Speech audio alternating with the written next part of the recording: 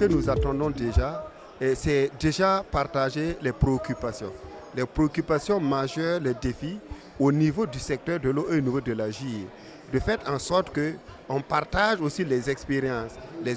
qu'elles soient positives, qu'elles soient négatives, de manière à trouver des réponses.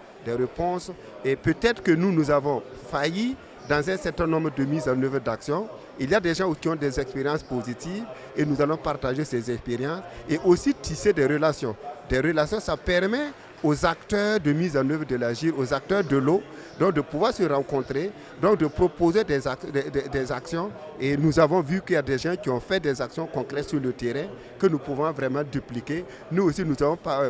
présenté un certain nombre de dispositions que nous avons, comme la contribution financière en matière d'eau, que nous avons trouvé qui est un outil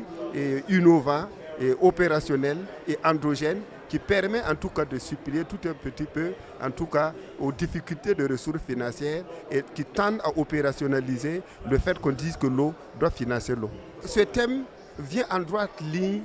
de ce que nous menons comme action et c'est concret pour le Burkina. Et en termes de paix, il faut être dans un pays comme le Burkina pour savoir que la sécurité de l'eau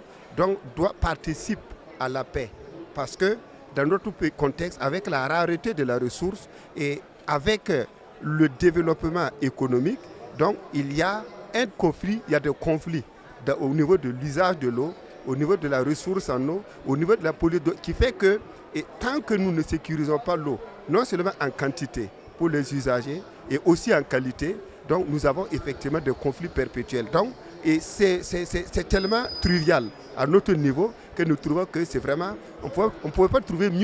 un thème mieux que ça parce que ça colle avec la réalité du Burkina. En termes de pollution, donc en termes de conflit d'usage, en termes d'insuffisance des ressources en eau, mais si nous arrivons à faire une connaissance des ressources en eau, si nous arrivons à faire une répartition des ressources en eau, si nous arrivons à faire une mobilisation en termes de quantité de ressources en eau, et si nous arrivons aussi à faire des utilisations économes d'eau, nous allons pouvoir faire en sorte que l'ensemble des usagers, des acteurs, puissent avoir le minimum pour satisfaire leurs besoins. Automatiquement, nous avons la paix. Il y a aussi, en termes de connaissance et de suivi, si nous arrivons à suivre, à connaître, et nous allons partager l'information avec les pays voisins, donc qui peut générer, parce que le manque de suivi, le manque de connaissance et la mise en œuvre d'un certain nombre d'actions qui polluent peut en tout cas créer des problèmes entre les États. Et je pense que c'est un enjeu majeur lorsqu'on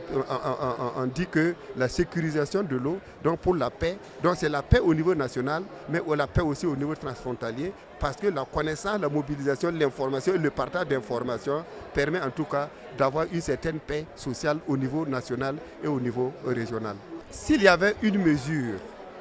que nous allons proposer au niveau mondial, et pour notre pays,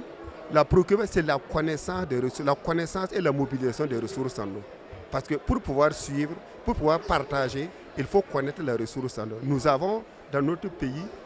un pays qui est à 80% agricole, avec une insuffisance de ressources, alors que nous avons une pluviométrie qui quand même permet de mobiliser. Et nous avons aussi des ressources en eau qui sont mal connues. Donc pour nous, la priorité, c'est vraiment la connaissance et la mobilisation des ressources en eau conséquentes pour pouvoir en tout cas satisfaire les usagers. On peut bien parler, on peut bien prendre des mesures, mais lorsque nous ne mobilisons pas assez, nous n'allons pas pouvoir en tout cas satisfaire les besoins des populations.